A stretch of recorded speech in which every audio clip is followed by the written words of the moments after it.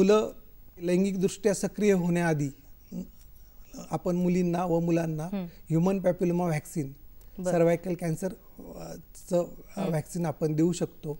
त्यात ते 2 प्रकार आहेत, क्वाड्रिव्हॅलंट आहे आणि बायोव्हॅलंट आहे.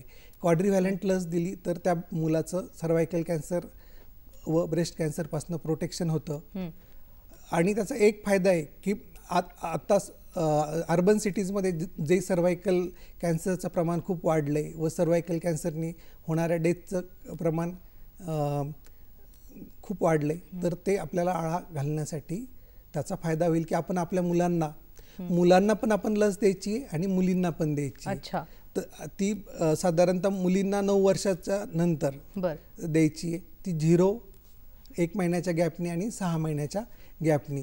ते 9 ते 45 वयोगटातल्या महिलांना आपण देऊ शकतो, कारण हा ह्युमन पॅपिलोमा व्हॅक्सिन आहे. त्यांनी जे जेनायटल वॉर्ड्स जे कॉमन असतात तर त्याच्यापासून आपलं प्रोटेक्शन होतं.